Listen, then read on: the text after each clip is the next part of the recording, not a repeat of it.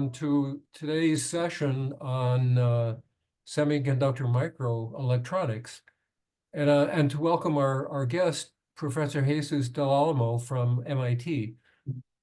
We're fortunate in many ways to have one of the world's experts in both education and practice related to semiconductor issues and microchips from the program at MIT. A colleague of mine, and a former colleague of mine at MIT, still a colleague. I guess even emeritus professors are colleagues, right? Absolutely. Okay, so Jesus, we're just delighted to have you with us today.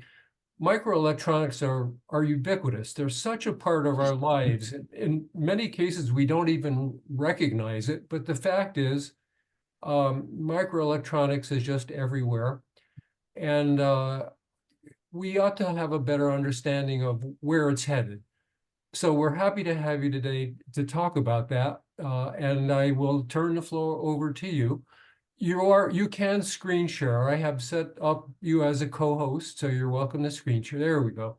Okay. Very good. Thanks. Welcome, Jesus. Ron, thank you very much. Good morning to everybody. Can you hear me well? Yes.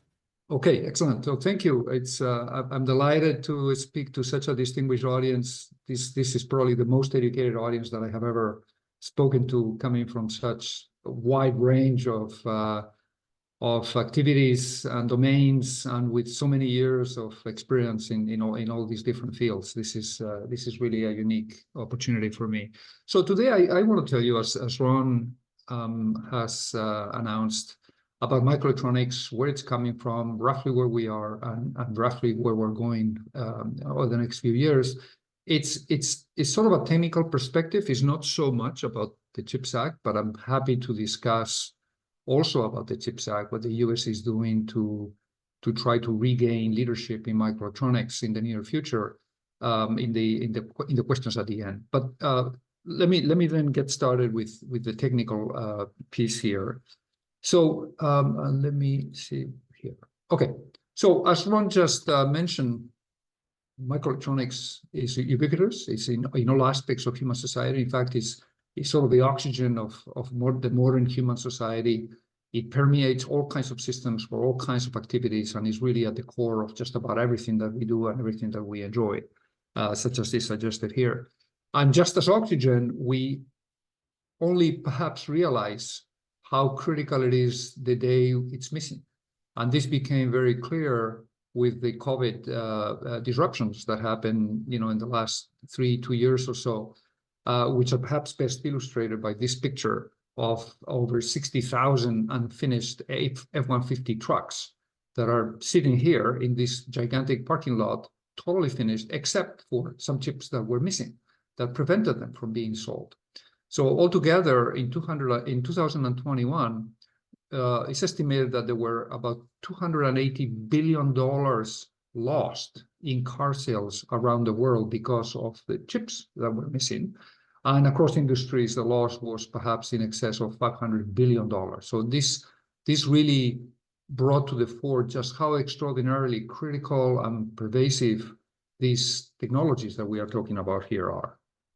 So this is the plan that I have for this lecture today, and I invite you to interrupt me at any time, asking clarifying questions, since we have a very diverse audience here, and inadvertently I might be speaking perhaps in local jargon, and don't let me do that. So first I want to review what I believe are some of the keys of the microelectronics revolution. There are many, but I'm going to stay close to the transistor level, which is where I operate. And so I will review some of the uniqueness that has made possible the microelectronics revolution that keeps on going. Then I will give you a sense of the evolution of transistor design. Somebody mentioned in the conversation earlier about Moore's law. So I'll give you a sense of Moore's law and how transistors have been changing in design so that Moore's law has continued to move forward. I'll give you a sense of where we are today, and let's define that as the 3-nanometer technology. I'll define that term, and then I'll give you a sense of what's coming ahead over the next few years, and let's call that the 2-nanometer technology and beyond. And again, I will define what those terms mean. So let me give you a sense of where things are. So last time I looked, which was around November in detail, this was the most advanced microchip that had been commercialized. This is the Apple M3 Max processor, which was designed for Apple's Mac computers.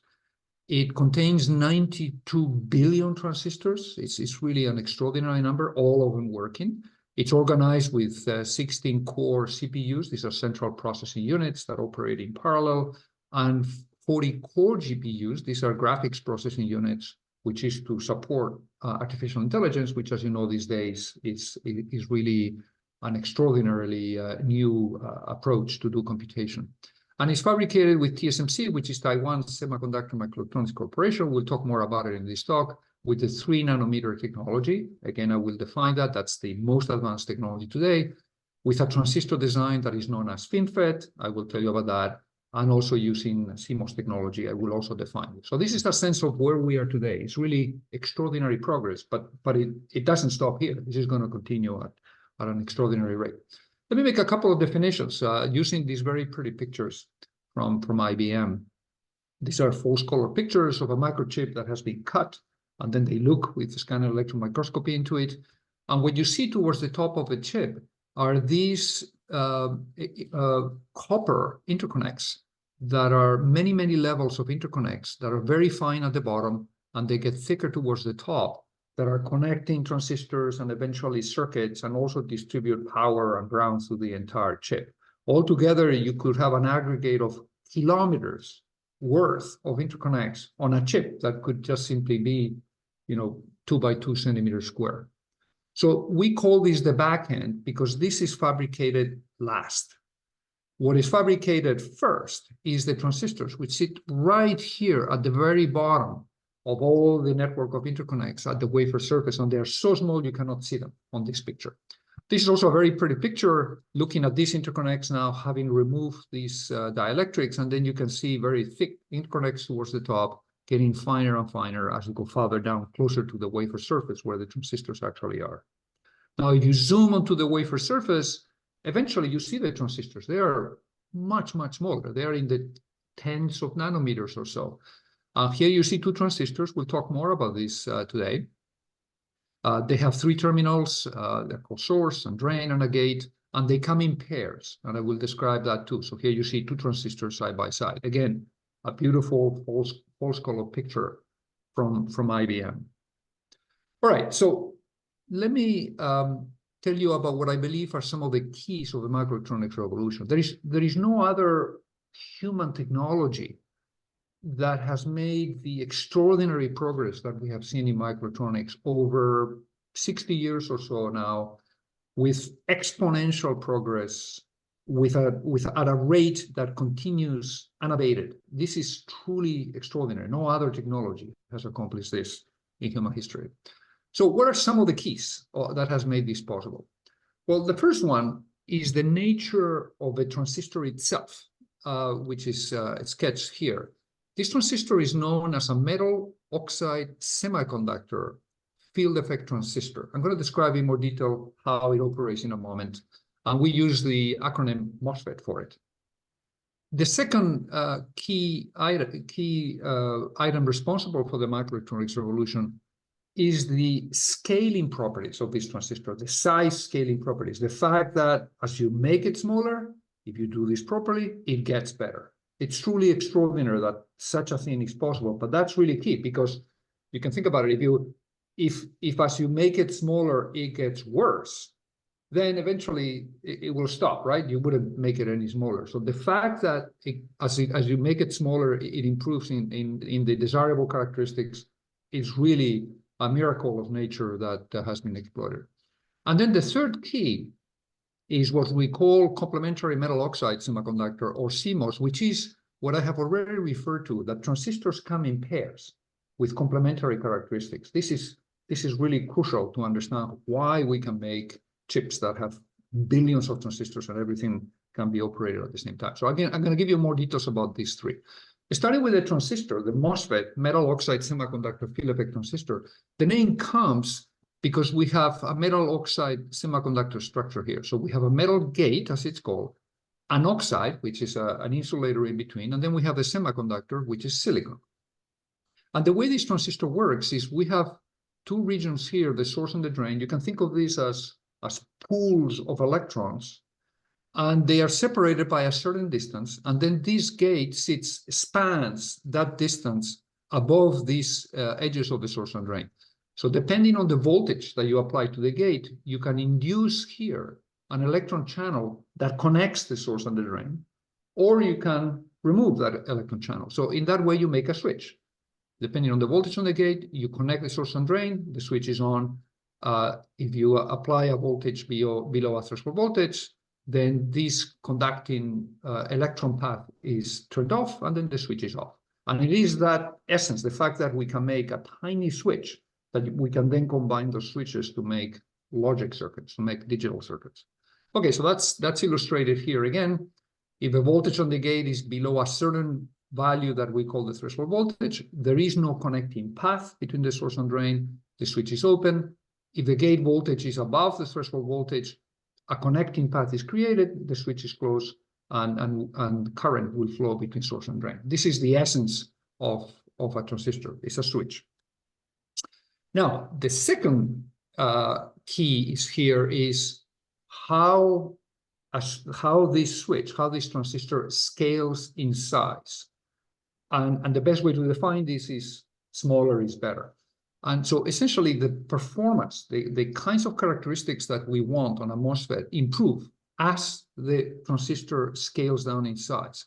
So here's a cross-section of a transistor. Here's the source again, here's the drain, here's the gate, the insulator is here, and the conducting channel will be formed here at the surface of the silicon. So if you shrink this lateral dimension, the gate length of the transistor, then the distance that electrons have to travel between source and drain is shortened. So as a result, electrons will travel faster and the transistor will switch faster. Okay, so we will have a higher performance computer. Furthermore, if this distance is smaller, the voltage that we need to create the electric field that propels the electrons from source to drain will also be smaller. And as a result, the energy consumption to get the electrons moving will also be lower. It goes with the square of the voltage. So the switching energy is also reduced. And furthermore, if you make the lateral dimension smaller, then obviously the footprint of the transistor on the silicon surface is smaller, and then I can integrate many more transistors together for a given chip area, reducing the cost of the technology. So what we see here is the triple dividends of a microelectronics revolution that come from this very unique set of properties of a transistor improving as it gets smaller in size. So we just said that the switching speed improves. So as a result, the system performance will improve. We'll have faster computers. The switching energy goes down, which means that the energy consumption goes down, which means that we are able to support increasingly low power applications, such as, for example, modern cell phones. They have unbelievable functionality, and yet they can run on a relatively small battery for a fairly long time. So new technology enables new low power applications. And finally, with the footprint being smaller, that means we can integrate more transistors in the same area, and the cost of the chip as a result goes down. So altogether, this has meant extraordinary economic progress for this industry. So I'm showing you here the global sales as a function of year. You can see how it has been growing super linearly as a function of years. We are now looking at an industry that is in excess of $500 billion a year, and that is projected to reach $1 trillion by 2030. So this is an extraordinarily large industry that continues to grow very fast. All right, so that's key number 2. Smaller is better for the transistor. And key number 3 is complementary metal oxide semiconductor, or CMOS, which is the fact that we have 2 types of transistors with complementary characteristics, such as when one is turned on, the other one is turned off, and when the other one is turned off, this other one is turned on. And that's why transistors come in pair like this. One is of one type, we call it N-type. The other one is of the other type, we call it P-type. And they have these complementary characteristics.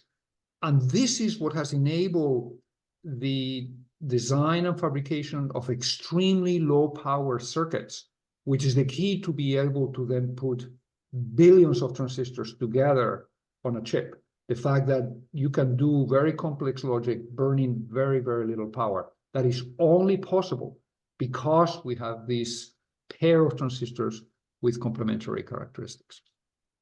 Okay, so that's sort of a quick summary of 3 keys to the microelectronics revolution. Of course, there are many more, right? And some of them will come through in the rest of this talk, but those are sort of at the transistor level, which is where I want to focus this talk, which is also my area of expertise. So let me now discuss a little bit how transistor design has evolved over the last 55 years or so as the microelectronics revolution has gone through.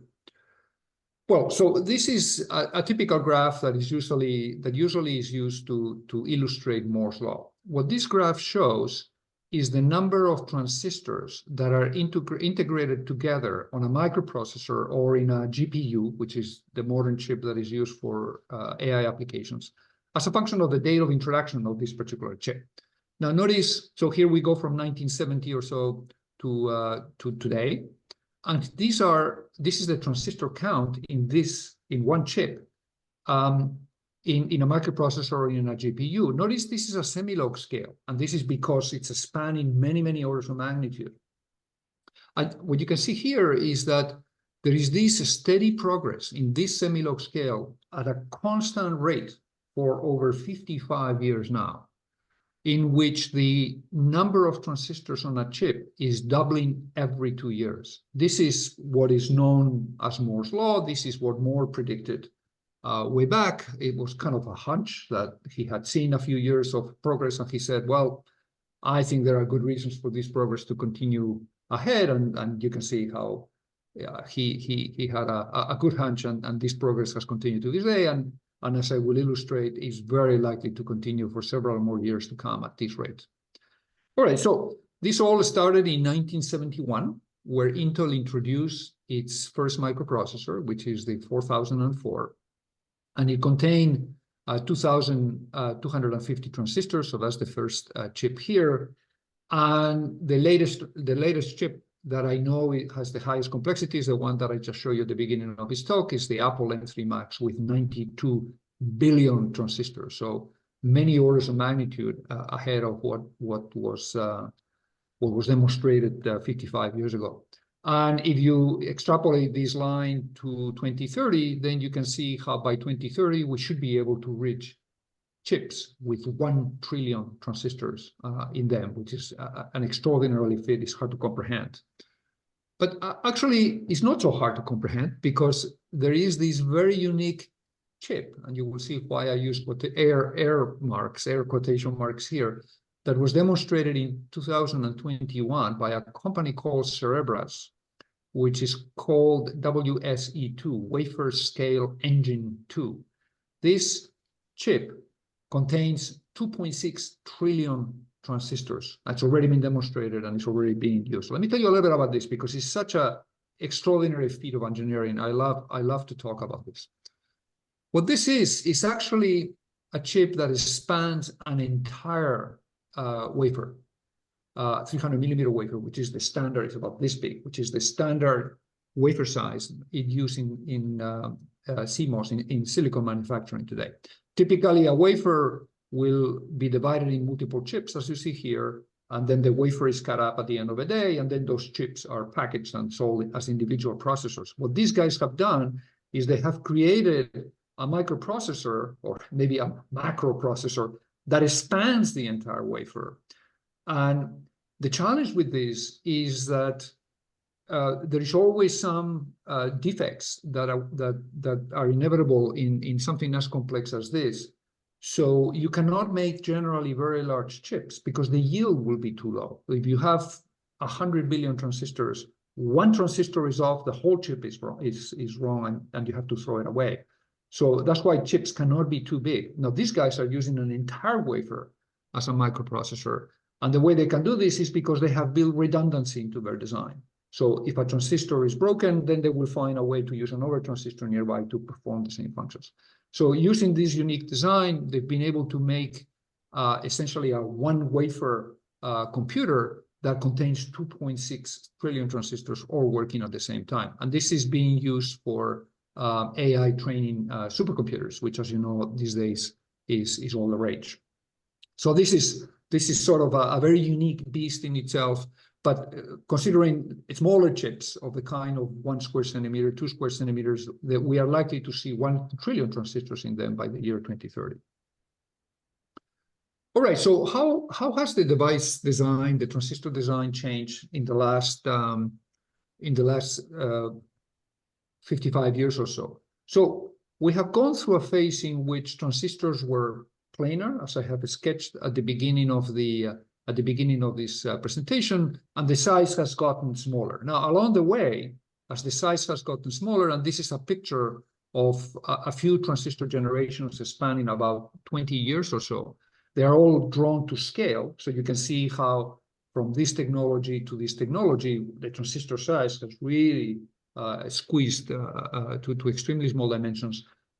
This is not just mindless reduction in size. There is a lot of innovations that are necessary to deal with the very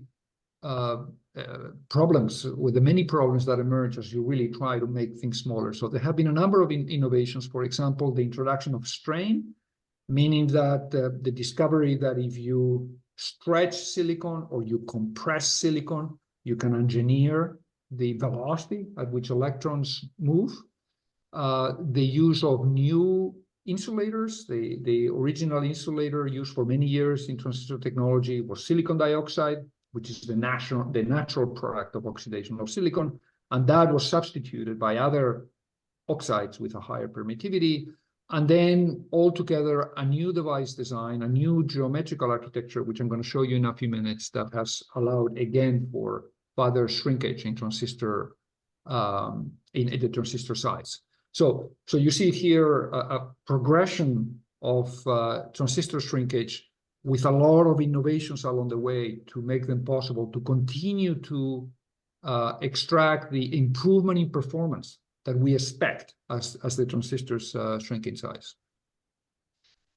So I've been using this notation. Let me go back here. This notation, 130 nanometers, 90 nanometers, 65, 45, 32, 22. And you are familiar, if you read the press, with numbers. The numbers that are being mentioned today in the press will be more like 10, 7, 5, 3, etc. What does this mean? We call this node, and they are, if you want, they are a label that characterizes a given generation of technology. Every 2 years, on average, a company will roll out a new generation of technology. We call that a node. This new microelectronics technology will be a shrunk version of the previous technology, so that there is a reduction in size. And every 2 years, the density of transistors is double, which means that the critical dimension of a transistor scales by a factor of 0.7. So 0.7 squared is about 0.5. So that halves the area of the transistor and doubles the density of transistor. So what you see is all these numbers, but you can see it here, all these numbers are scaling by 0.7 with every generation, because that is the key to achieve a transistor that has half the footprint and enables a twice increase in integration, which is what Moore's law predicted, which is what Moore predicted with Moore's law, doubling of transistor density every 2 years. So in the last few years, we are seeing these numbers 10, 7, 5, 3, 2, 1, etc., which continue to scale with a 70% reduction in size. But for a long time, this really meant something. And you can see that in this graph. So this graph shows the technology generation, which is essentially this number that I'm quoting you here in nanometers, and the gate length. The gate length is the critical dimension, is the distance between the source and the drain that electrons has to traverse to turn off a switch.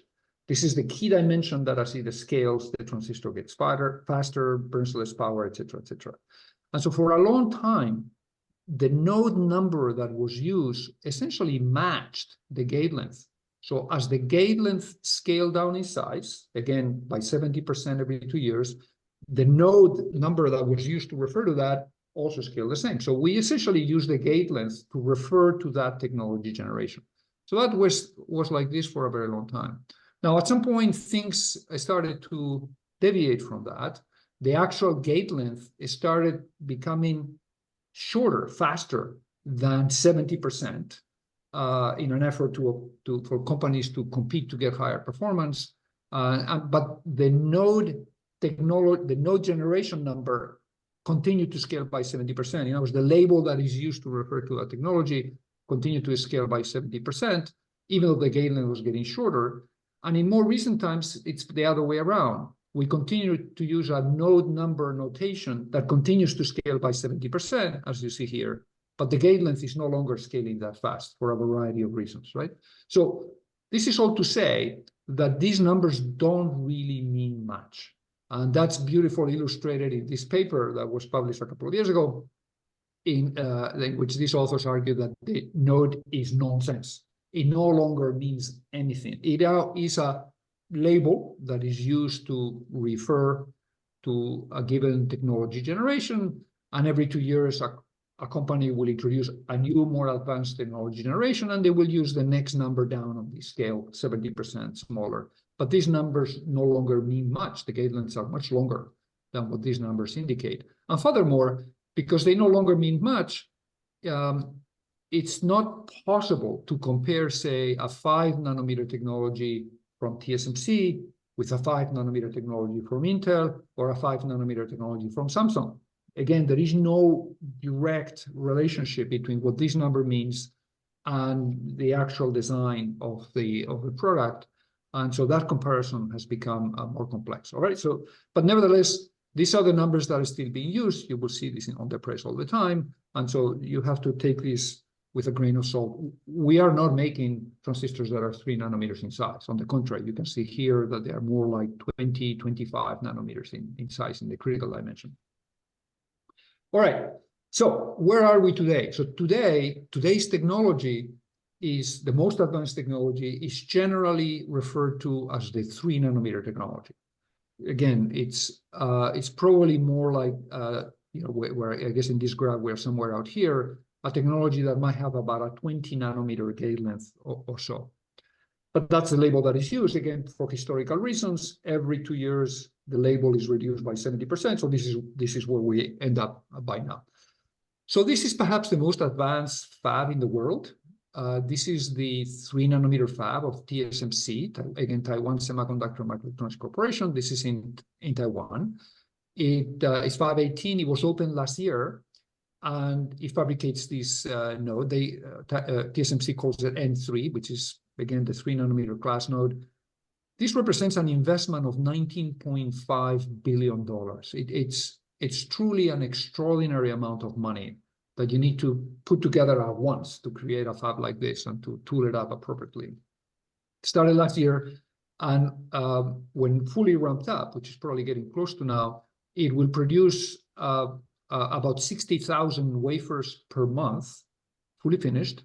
Each wafer will cost about $20,000, and then that's broken up into many chips. And so that means that every month it will produce about $1.2 billion in product. So you can see that at this rate, TSMC is going to recoup this investment pretty quickly, which is really extraordinary, and which is what's going to feed the R&D and the investments to the next generation of technology. It is because of the extraordinary value that the products that these fabs make have. All right, so key enabler of this technology, I'm going to mention two. The first one is the FinFET, which I already alluded to earlier in this talk. So this is a very new, a relatively new design of the transistor architecture. So for many years, for the first 40 years or so, transistors look like this, and I show you several pictures of transistors. Essentially, like the sketch that I had at the beginning, transistors were planar, in the sense that the source and the drain, which are these pools of electrons that we are going to connect in a controlled fashion by applying a voltage to the gate, they sit on the wafer surface, and then the gate creates a pool of electrons underneath that connects the source and drain or disconnects the source and drain. And everything was happening on the wafer surface. Now, at some point, scaling this transistor in size became very hard. And so the innovation of the FinFET is to say, I have a channel that sits flat on the wafer surface. I'm going to put it on the edge like this. so that it now occupies a very tiny footprint on the wafer surface. And therefore, I will be able to shrink the actual footprint that the transistor occupies, and I will be able to pack many more transistors together. And so this is what is known as a FinFET. And you can see how the channel now sticks up vertically over the wafer surface, and the gate spans across like this, across this fin, controlling the electron concentration inside the channel. This is known as a FinFET because it kind of resembles the fin of a shark that's swimming right below the ocean surface, and the fin sticks out, and then you see it moving around, right? So you see you have this fin, and then you control the electron concentration in this fin by this gate that spans the sides and the top. So the first FinFET technology was introduced by Intel in 2012. This was the 22 nanometer node. And you can see how there are two fins here side by side. So this is now, the electrons are traveling into the screen here along this fin. So this is the fin, this is the oxide, and this is the metal gate that spans all three sides of the fin. And then this technology scaled to the 14 nanometer node in 2014, to the 10 nanometer node in 2017, and it has gone on from there. You can see how as it scales from one generation to the next, the fins are getting taller, the fins are getting thinner, and the fins are getting more vertical.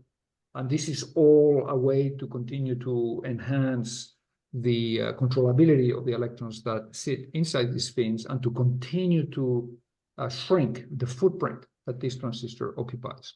So this transistor design is one of the keys for us to be able to reach today the 3 nanometer node and the extraordinary densities that have been demonstrated, order 100 billion transistors per chip, as I showed you at the beginning.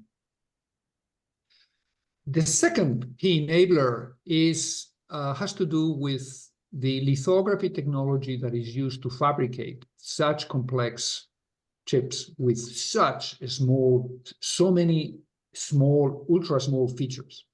And so this is known as extreme UV lithography, extreme ultraviolet lithography. So lithography is the technology that is used to print patterns on a silicon wafer.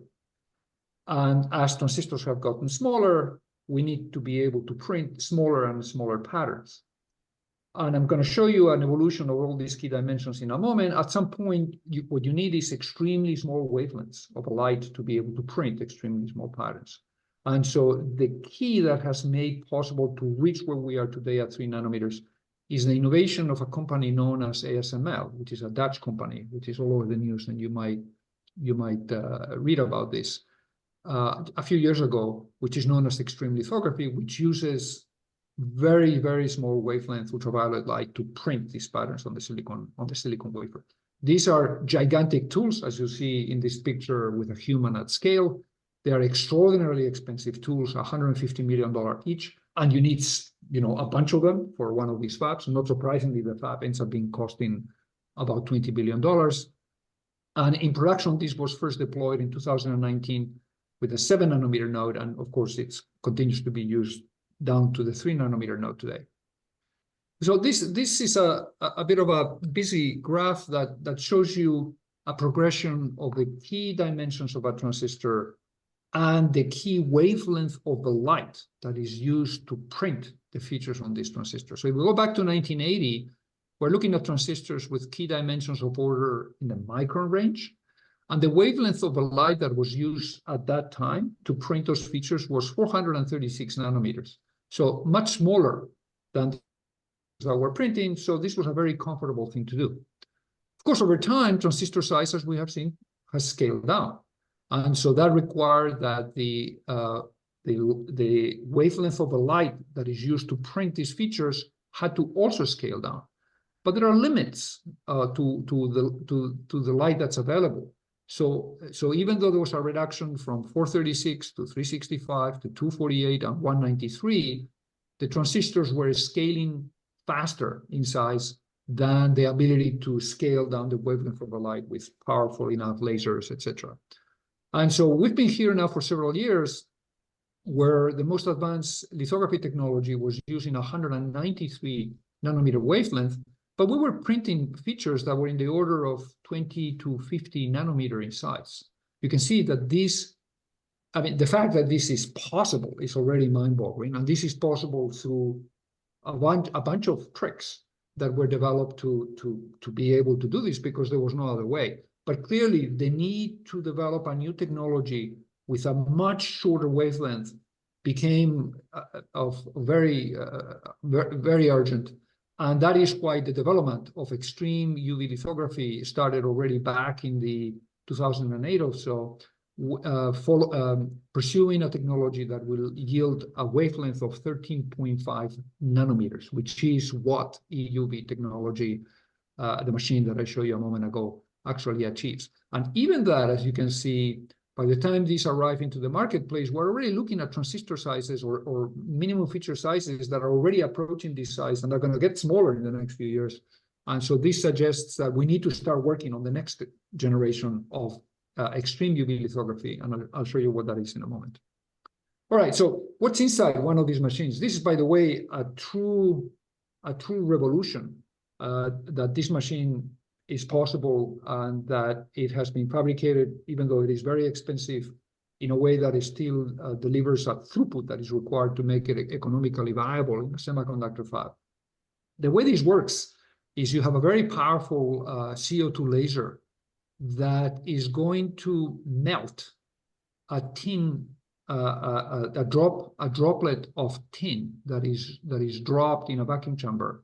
And so first, my understanding is that there are two pulses of this CO2 laser. The first pulse melts this tin droplet, and the second pulse creates a plasma out of the tin gas that emits this very intense ultraviolet light at 13 nanometer in wavelength. And so that light is now collected through an optical system. It's passed through a mask, and eventually that prints the features on the wafer.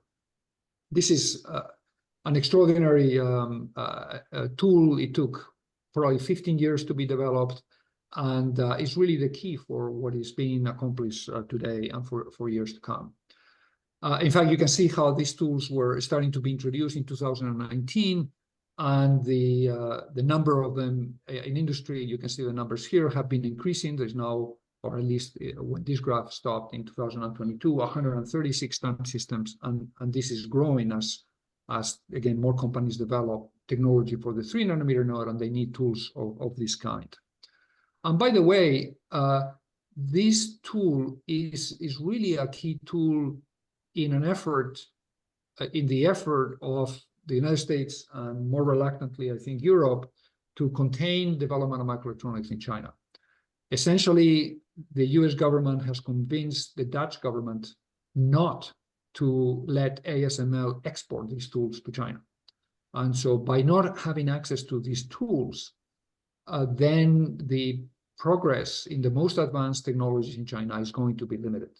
It becomes very hard to fabricate smooth features and to have access to the most advanced technologies.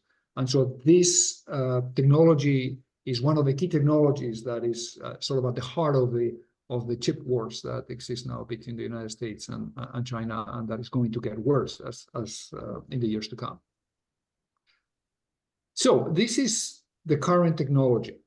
What's coming ahead? Let's call that the 2 nanometer technology, which is the next node number to expect. In fact, this is the notation that TSMC uses for its technology. So it was N7, the 7 nanometer node back in 2019, 5 nanometer node in 2019 or 20, a 3 nanometer node 22 or so, and then the 2 nanometer node coming up in 2000, maybe at the end of this year or early next year. And there are some node derivatives with some advancements that they have.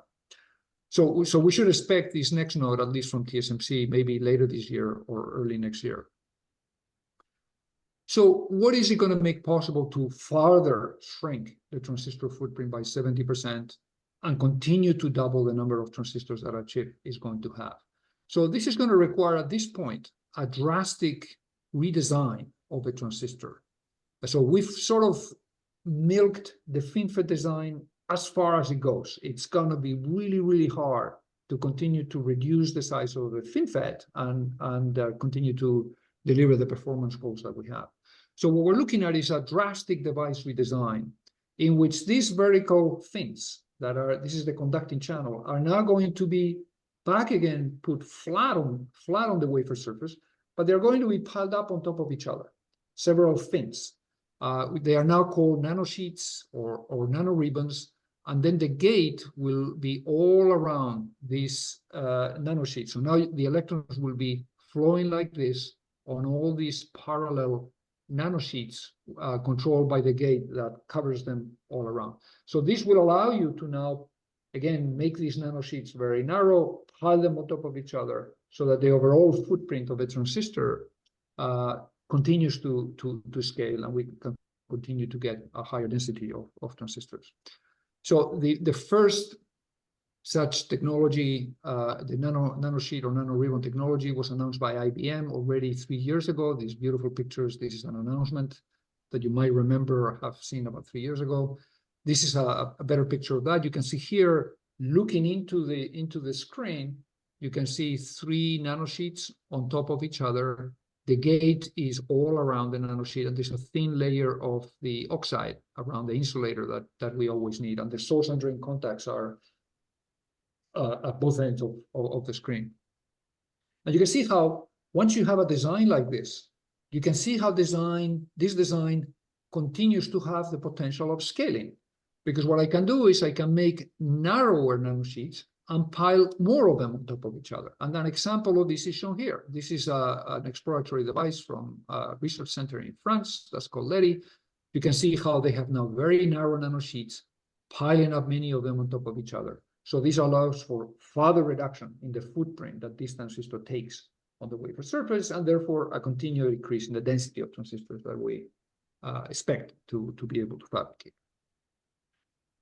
All right, but the second key enabler is the next generation of EUV lithography that I told you a few minutes ago. And this is known as high-NA EUV, high-NA meaning high numerical aperture. So this is essentially with the same wavelength, 13.5 nanometers or so, is now having better lenses that allow you to print even smaller features.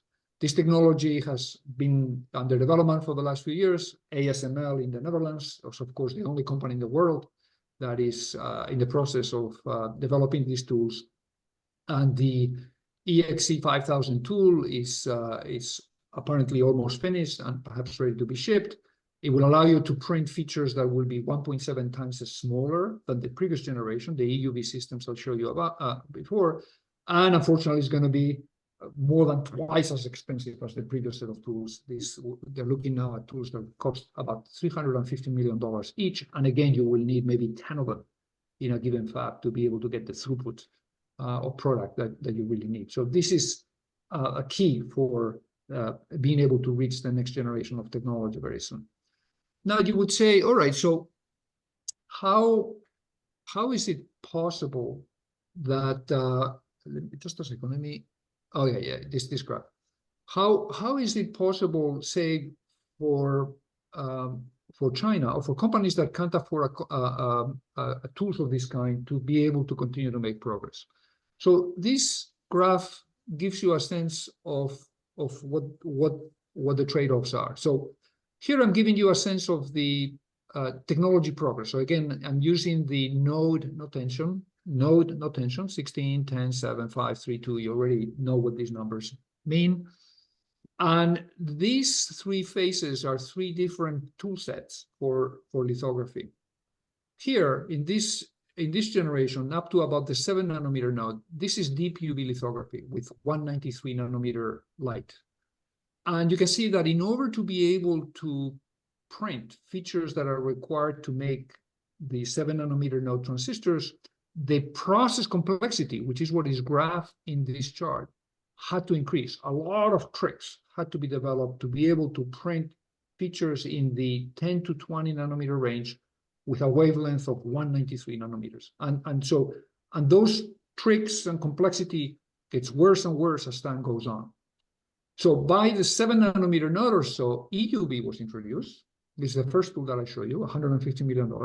And that allowed a drastic reduction in process complexity to now print even smaller features. So now we can print 7 and 5 and 3.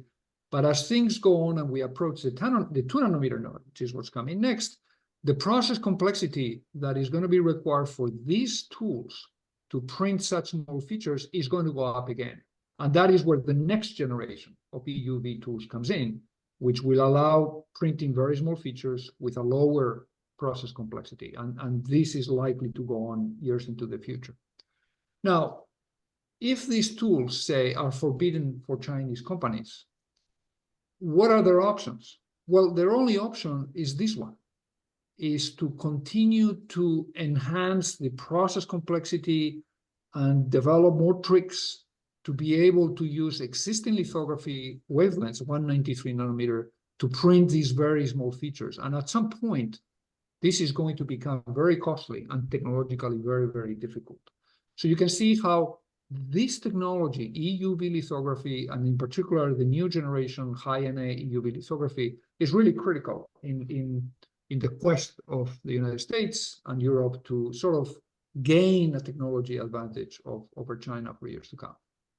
All right, so this is key enabler number 2. And key enabler number 3 is another really cool innovation that is being introduced at the 20 nanometer node, which is to distribute the power rather than from the top of the wafer to bring it to the bottom of the wafer. So as I show you in a picture at the beginning of this talk, I show you this very fine network of interconnects that spans many, many levels and reaches down to the wafer surface where the transistors are.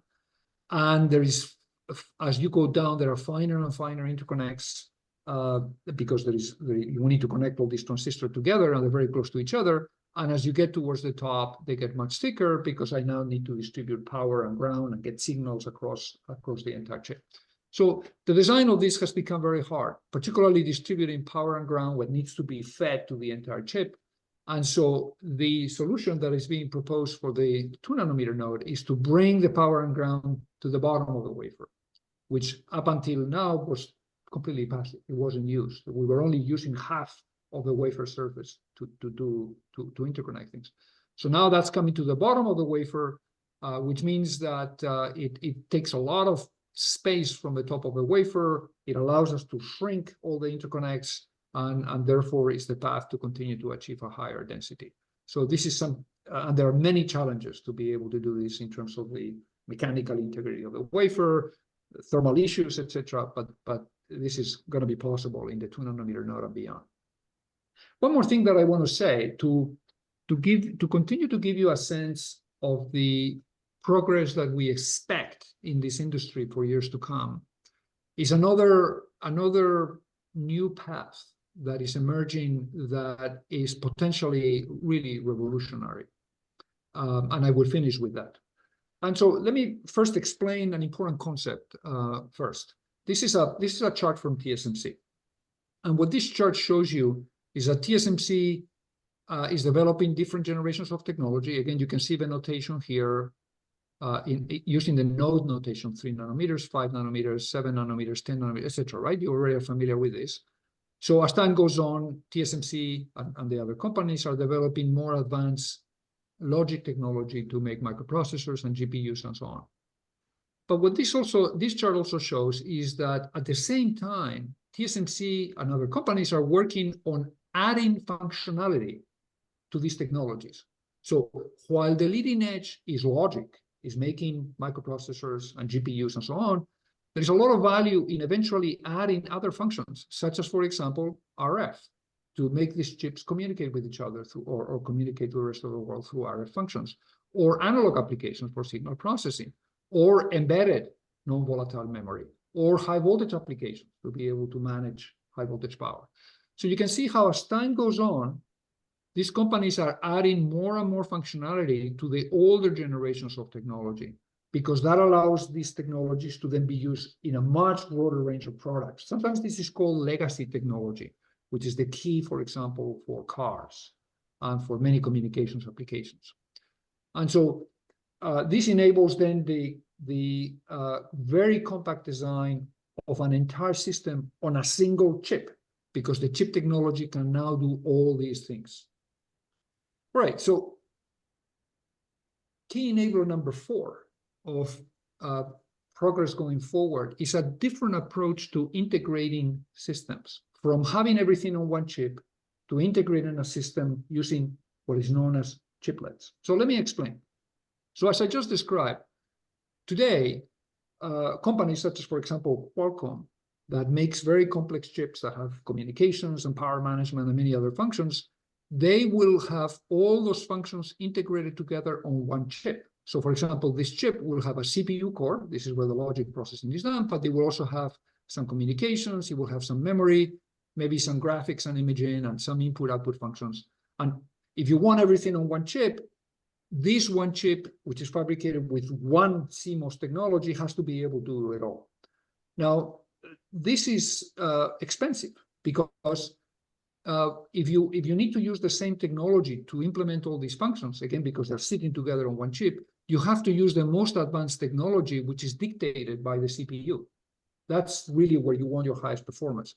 So that means that you end up using a very expensive technology to implement other functions that don't need such an advanced technology.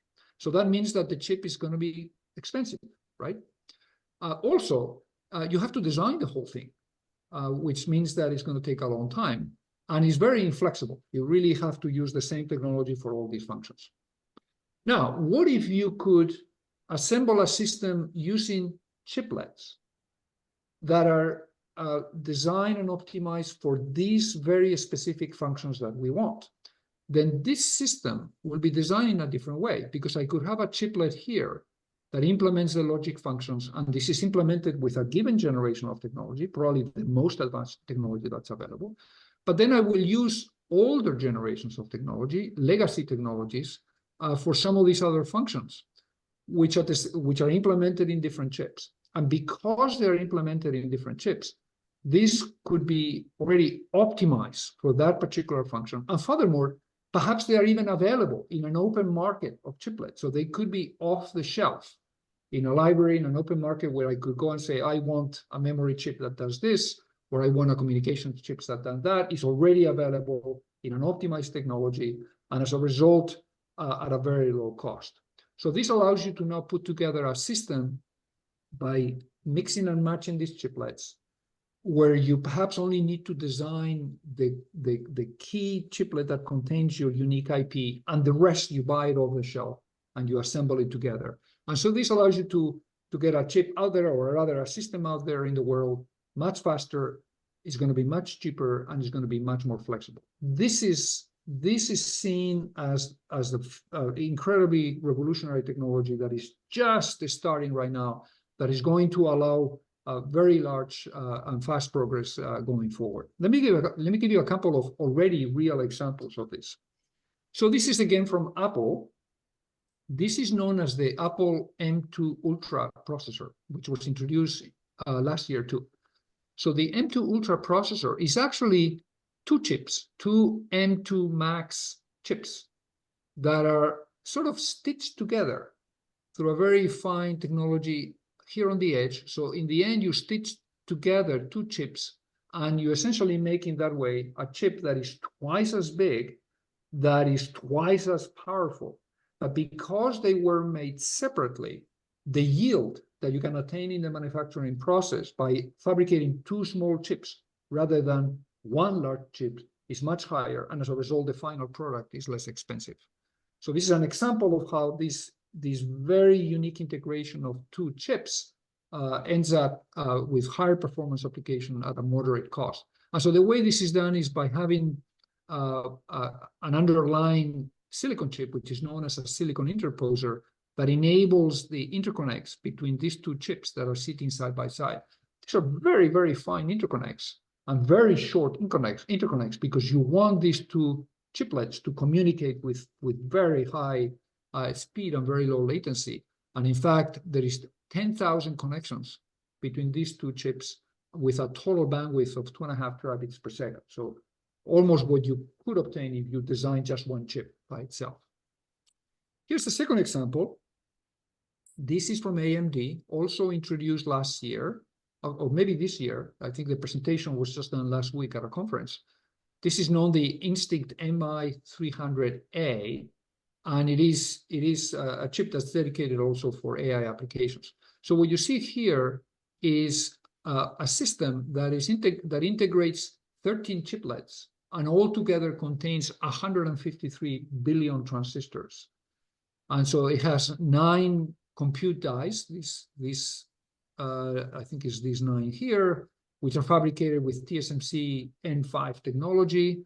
It has 4 active interposers underneath. I think they're underneath here, fabricated with the 6 nanometer technology of TSMC.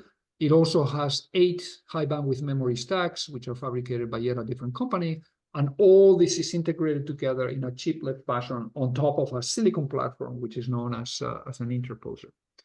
So this is a beautiful example of how you can mix and match chips that do different things and assemble together a system in an extremely compact way that ends up having just phenomenal performance.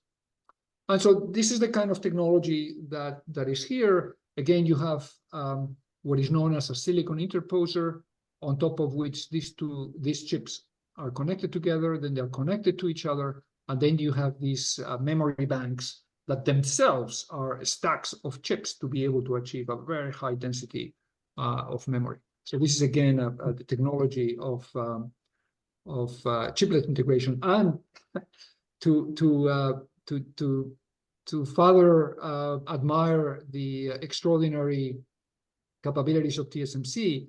These technologies has been developed also by TSMC. It's known as CoWoS technology, which means chip on wafer on substrate. And it is TSMC that is making it possible. So not only they are the leading company in making chips, now they are becoming the leading company on integrating chips together in this new chiplet approach. It's truly extraordinary.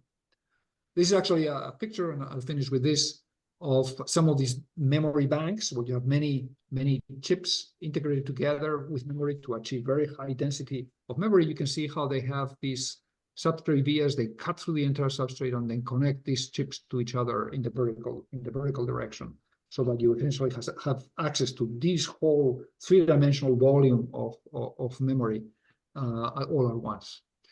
All right, so I'll finish here. I think one of the key lessons that I hope emerges from this talk is, unlike what you might read out there sometimes, the end is nowhere near. There is really a lot of progress ahead, because there are many directions in which we see extraordinary new technologies becoming available in the horizon. Thank you for your interest, and I'll be happy to take questions. Thank you so much, Jesus, for that perspective. You know, it's just remarkable to me, the sort of extremes in a sort of scale-up sense. You're talking on the one hand about some of the smallest physical features that I can imagine, almost atom scale. I mean, a nanometer is 10 angstroms, and on the other hand, you're talking about some of the highest costs required to produce devices, and yet this miracle. And I really mean it. It's a technological miracle. Is still evolving. It's sort of a astonishing accomplishment when you think about it. Yeah. But I have a question now. You know, as an engineer, and this question is prompted by the cross section you showed of a wafer.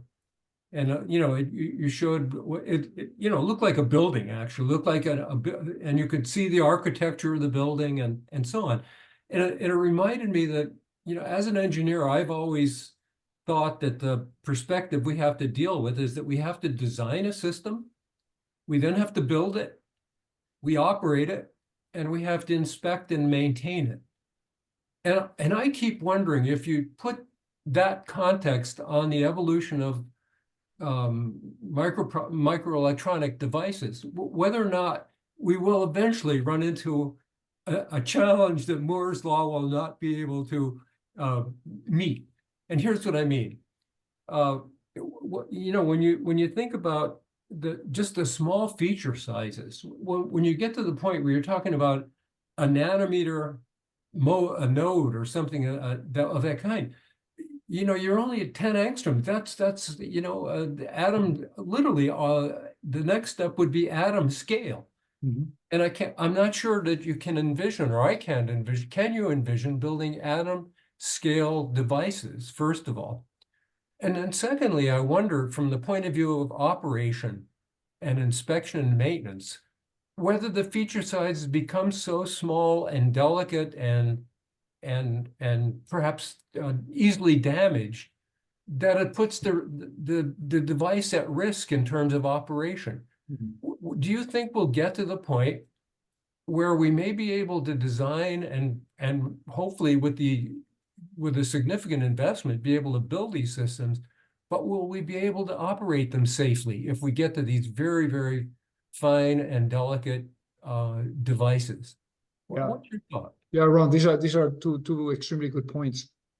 First of all, regarding the dimension scaling, there is quite a bit of room left. Remember that 1 nanometer, the label 1 nanometer doesn't mean that the critical dimension that we print is 1 nanometer. We're, as I said, we're now on the 3 nanometer node, but the critical gate length is probably somewhere around 20 to 25 nanometers. So we are quite far away from 1 nanometer and therefore 10 angstrom type. So there's quite a bit of room left. Eventually, we'll get close to that, and eventually Yeah. we'll hit some very hard limit where it's just very difficult to do any better than that. And that's what I'm thinking about, extending forward. That's Yeah, where we're headed. at some point, it's going to become very hard. But you can see how uh, if you focus on, let's say, transistors per footprint, Yeah. then by going in the third dimension, you can continue to pile up many more Yeah. transistors on top of each Yeah. other. Yeah. So if you think that way, number of transistors per unit area, if we call Moore's law that way, then you can see how this goes on without having to reach 1 nanometer dimensions. So I can see how progress in terms of transistor density can continue for quite some time. And it won't get to those kinds of dimensions that you are mentioning. Now, regarding reliability, you're absolutely right. The reliability is one of a critical consideration. When you have 100 billion transistors, you can't have one that is damaged, because a single transistor that is damaged basically makes the whole system inoperable in most cases. Yeah. And so yes, extraordinary work goes into understanding reliability physics and then operating the transistors under conditions in which they are going to live for a very long time, 30 years, 50 years, that sort of thing, so that the entire chip with 100 billion transistors will continue to operate for a very long time. It's a key consideration. And the Yeah. industry has been able to deliver on that.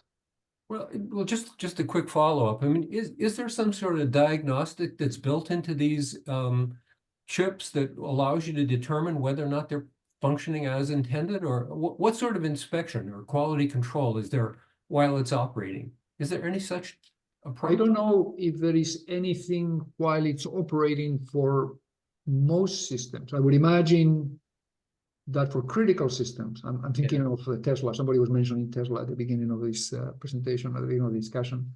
I believe Tesla, the chip that Tesla has, the AI chip that has in a car, has actually two duplicated microprocessors. Yeah. AI processors that are doing the computation at the same time, and they're checking the result against each other. So that if there is a discrepancy, then I guess it goes into some kind of a safe mode to try to resolve the discrepancy. So I don't know if in real time you can do diagnostics in most systems. Maybe in military systems you can do it. Yeah. But certainly before a chip is deployed in an actual system, you have to verify that it's operating Yes, properly. exactly. There's a Well, lot you of know, when I think of engineering systems, from my perspective, I'm talking about jet engines or something like that, and they're much bigger. The scale is the miniaturization on the one hand and the cost on the other hand are extremes in terms of microelectronics, and it is a miracle to me. But we have a number of hands. Let's go to that. Yeah. Eddie. Yes, well, in the area of reliability, I did a lot of work looking at the reliability of chips and how data paths are protected and this kind of thing. And in fact, many chips have redundant capabilities, self-checking capabilities. You design that into the functional blocks of the chip. I could go into some horrible details of what we did at EMC to ensure that chips functioned appropriately, and how data correction was part of it.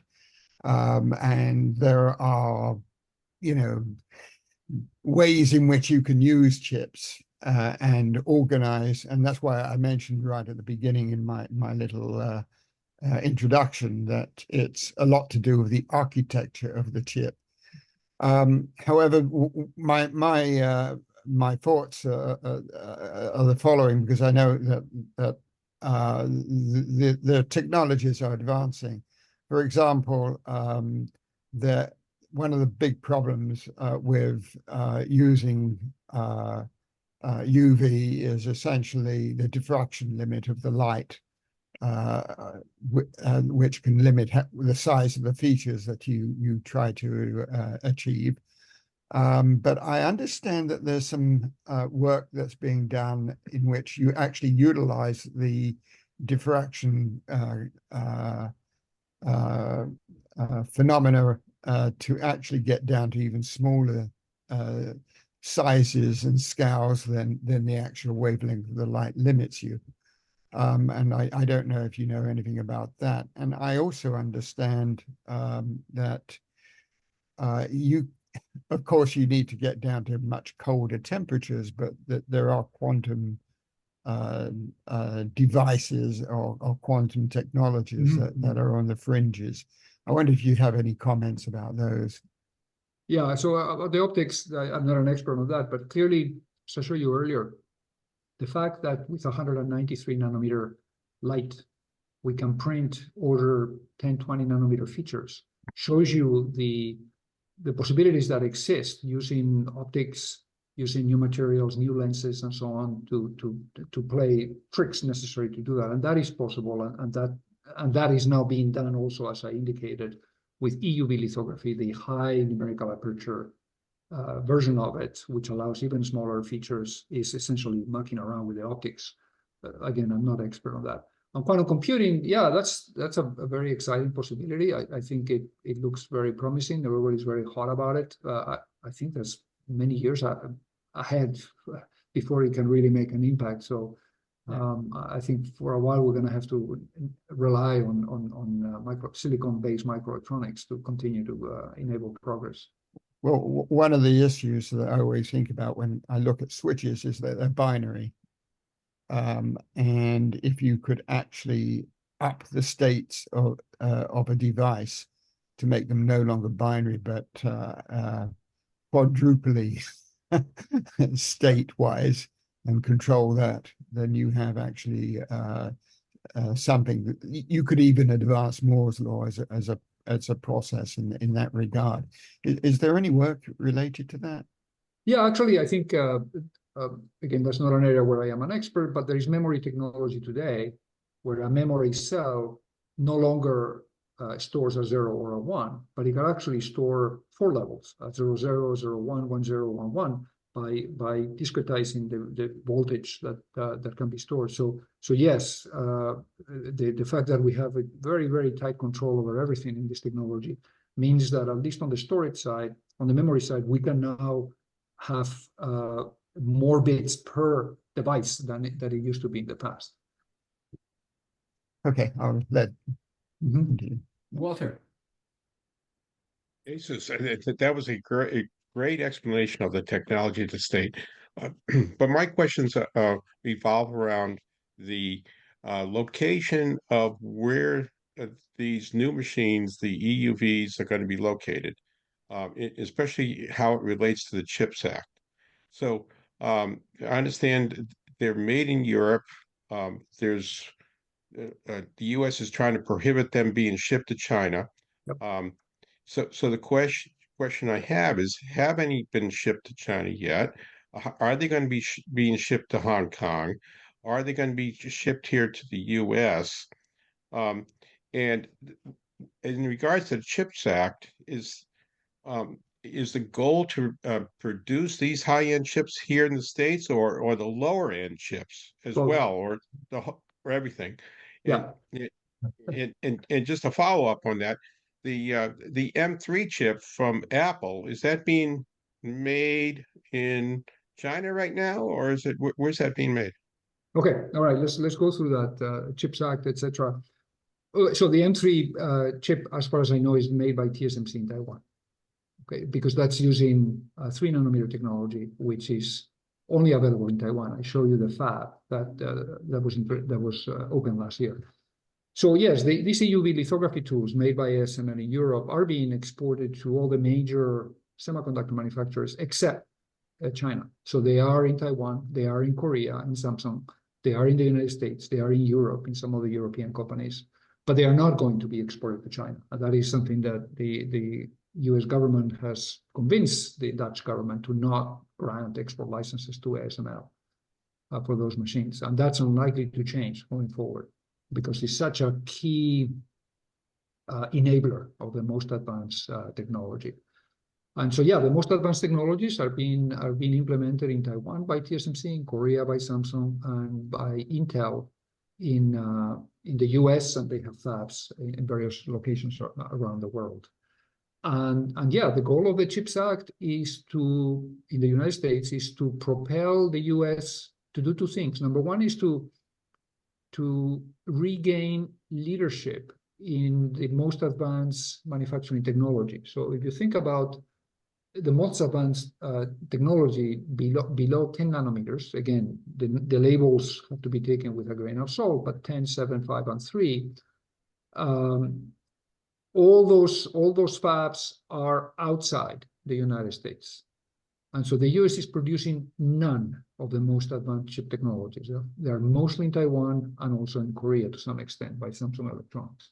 And that's an impossible situation for the United States from an economic point of view and from a defense point of view. So the US government wants to have the most advanced fabs also in the United States. And some of the investments that are happening now and the money that is going to be disbursed by the US government is to enable the creation of these fabs in the US. So TSMC is putting up a 3-nanometer fab in Arizona, and Samsung is also creating a fab in Texas, and Intel is investing hugely in Ohio, et cetera, et cetera.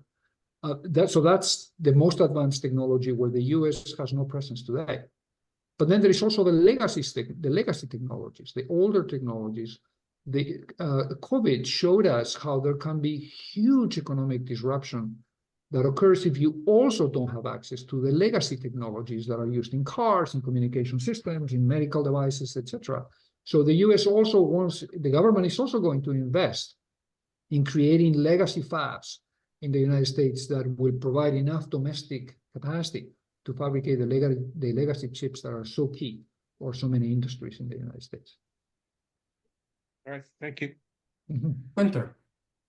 Yes, so first of all, thank you for a wonderful presentation. For the first time, I'm coming from the biology and from medicine area, so the first time I understood, at least superficially, what microelectronics is all about. But coming from medicine, I'm also looking at nerve cells, which are much more complicated than the transistor switches that you were discussing. Is your industry looking at biology systems like the brain, the nerve cells, for inspiration for future generations of these wafers? Definitely. The brain is a source of inspiration, as you say, to devise new computing approaches. Because, I mean, you have to admire what the brain does, right? With what? A few watts, maybe 10 or 20 watts. It has this incredible ability to perform a variety of tasks that computers would like to be able to attain, with a supercomputer that is burning kilowatts. And so yes, in fact, at MIT, I've been collaborating with some colleagues in the neuroscientists that are, developing insights in how the brain operates, and we're trying to use that as an inspiration for devices that will try to do something similar to what synapses do, and for architectures that will try to mimic how some portions of the brain are wired up, and try to see if we can do some computation that way in a more efficient way. So it's a great source of inspiration. It's all going to be very, very challenging, and And I hope it will yield some return. I think it still is yet to be seen, but certainly it's an area where there's a lot of research going on. Pete,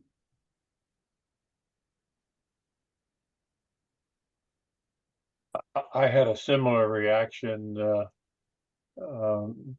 I'd been in the heat exchanger business, and I had I thought there was a great deal of synergy, similarity between compact heat exchanger, where you're trying to maximize heat transfer and manage flow distribution at the same time in a small envelope. But I think that there's a great deal of similarity.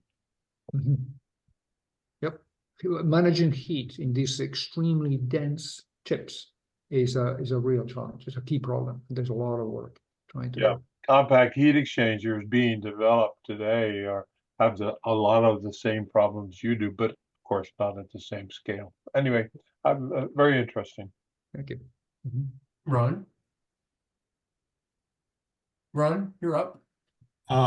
You might have touched on this with your answer to Walter's question, but thinking of it from a business point of view, at one point you noted that there was a $20 billion investment made in a chip factory.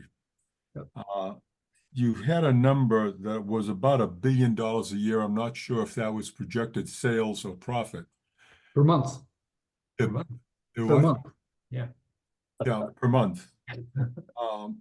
So, when they made a decision about spending $20 billion going forth, what's behind that in terms of insurance? Is that government paid? Is that patent protected? Is that protected because I have a capability that you can't produce anyway, so I don't have to worry about it? I'm the only gun in town. It would strike me that there's a hard swallowing going on when that decision is made. To lay down $20 billion and hope. Yeah, exactly. I find it amazing that at some point somebody makes a decision. Okay, let's do it, and the bill is $20 billion. It's not half of that. It doesn't come in pieces. You have to be willing to spend $20 billion to create the next fab. So you only do that if you are completely sure that you are going to recoup that investment relatively quickly. And you can see when things work out well, as I indicated in that slide, you can produce about $1 billion worth of product in a month. So if things work out well and you have yields such that your costs are lower than that, then you can really make it up. So why would TSMC or Samsung or Intel would do this? Yes, they have to have this very advanced technology that system makers, the AMDs of the world, or NVIDIA, which is on the news every day these days, or Qualcomm, they have to want to use those technologies because it allows them to make faster processors, smarter, denser AI accelerators, or more complex communication chips. So the pull from the market has to be there. But then you have to have extraordinarily advanced technology that is better than your competitors, and that is going to be able to make those chips in a cost-effective way with extraordinarily high yields so that you make money on every chip. Because, again, when you have 100 billion transistors, if one fails, in most cases, that means the chip is dead and you have to throw it away.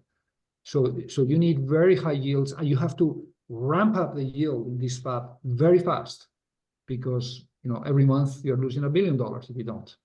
So yeah, these are extraordinary bets, and of course governments support this in a very big way in Taiwan, in Korea, and in Europe, and that is why the U.S. government has decided that the only way to be able to play at the leading edge with these technologies to be willing to support the U.S. fabs on U.S. soil at a similar tune, and that is what's underlying the $50-some billion CHIPS Act. Yeah. Thank you. Neil? I just thought I'd mention, I'm familiar with this stuff, but I thought I'd mention that there is leakage. In other words, to China, that they have been able by roundabout means to get a hold of some of the big things. But the trouble that well, fortunately, what we can they have had difficulty getting maintenance. So even though they end up with the machine, it may not be very useful for very long. Yeah. Well, some of these machines are hard to get hold of, right? If you look at the size of some of those tools, Yeah. you can't hide that in a pocket and take it in a plane, right? But yes, I'm sure there is very leakage of many other critical technologies that are controlled, but they somehow are able to get to them, and yes, they will have difficulty maintaining them. We're approaching the magic hour of 12 noon, and I promised that we would end right around that time. But could we take two more questions? We see Yeah. two hands up. Go ahead, Eddie. Yes, actually, my question follows on from Neil, which is the Chinese can't be taking this lying down. And they have a lot of very good people. I know from EMC, we had Chinese folks working for us. And once they learned what we knew, off they went doing their own thing. But you know, I mean, they must be surely looking into doing something indigenously. Are you aware of that?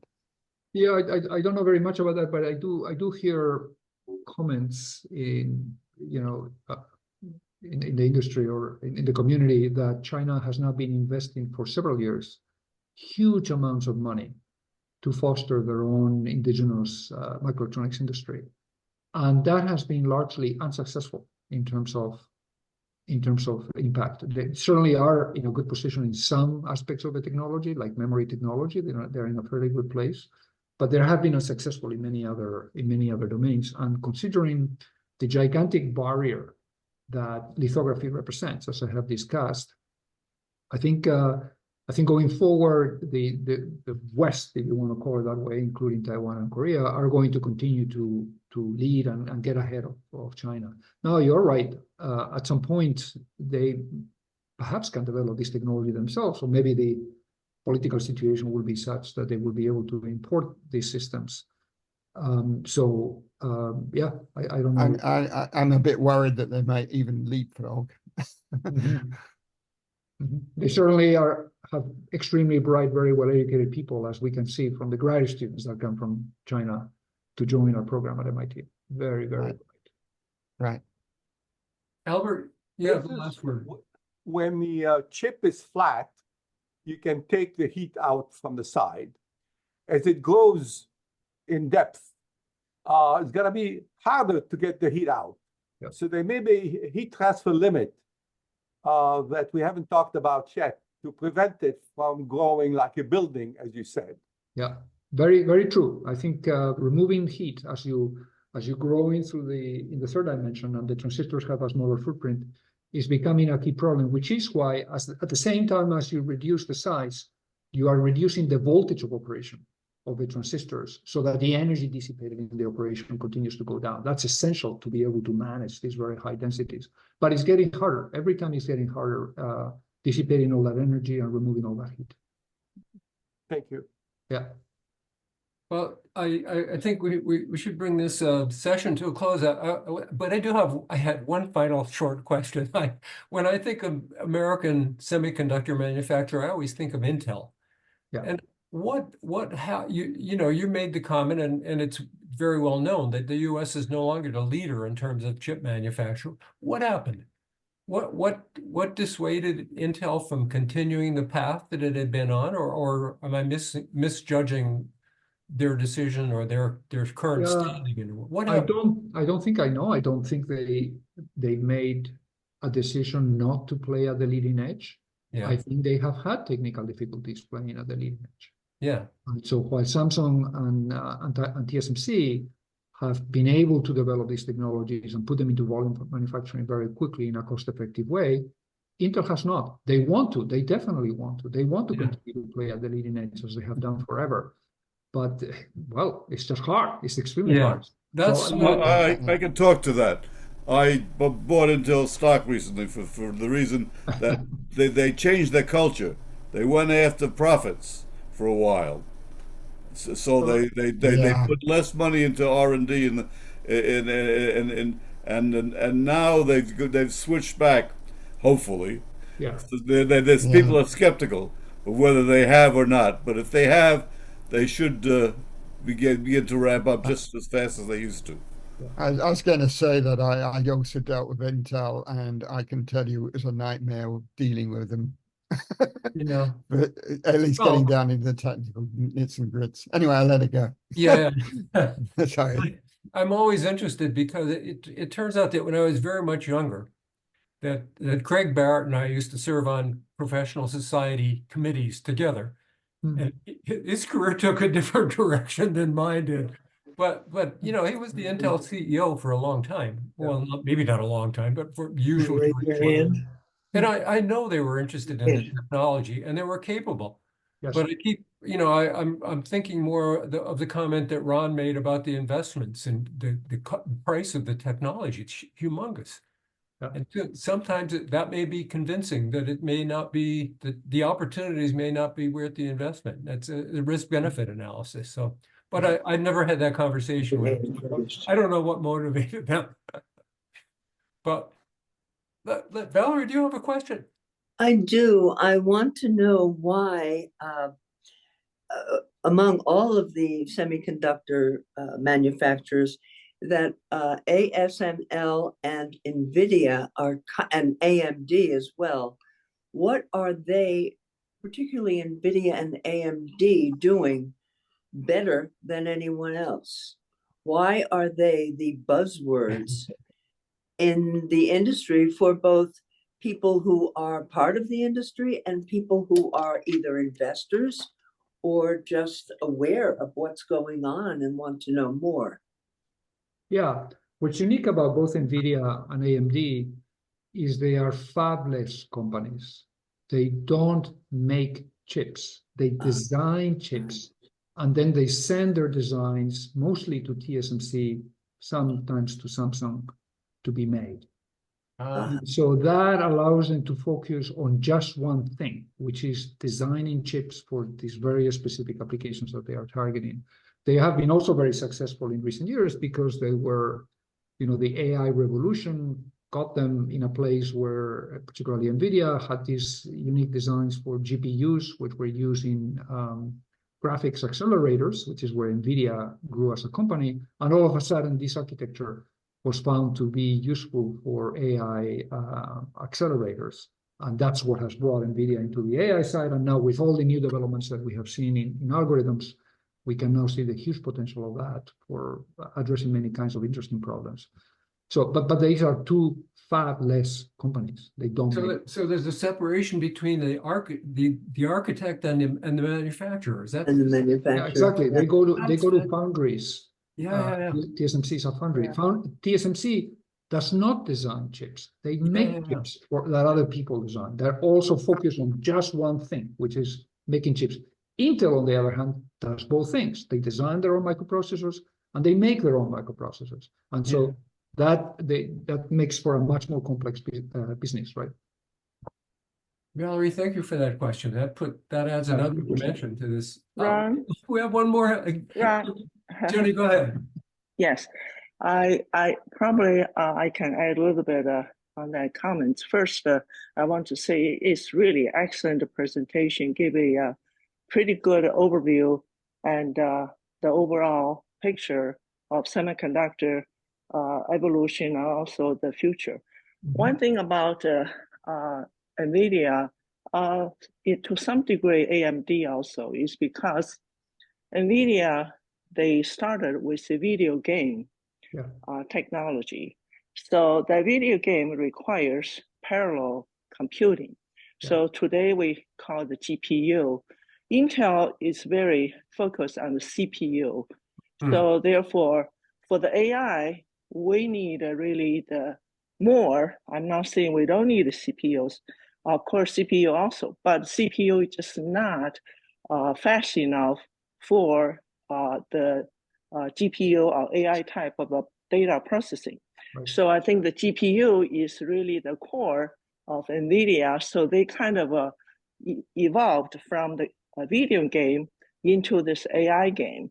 I'm not trying to downplay their vision, of course, their CEO, Jensen Huang, also has vision about AI. So they've been working gradually from the video technology on the processing, or we call the today accelerated computing, into the GPU and the GPU for the AI.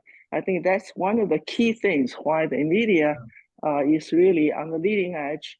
And also, certainly you look at the stock market, it's skyrocketing right now. And yeah, so that's one of another factor to it. Very good. Yeah, Thank you, Jim. good comment. And the algorithms, Mhm. the algorithms they developed.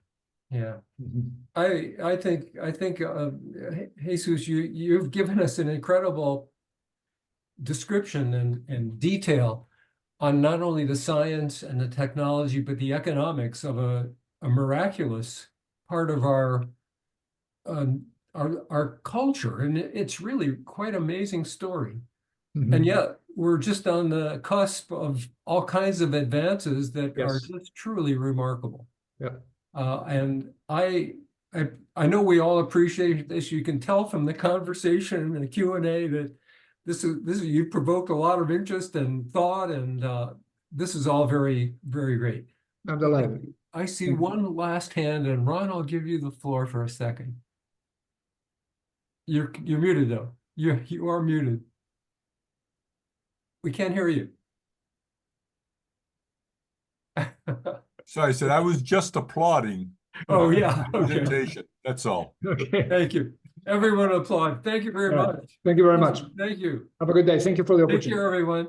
Good day.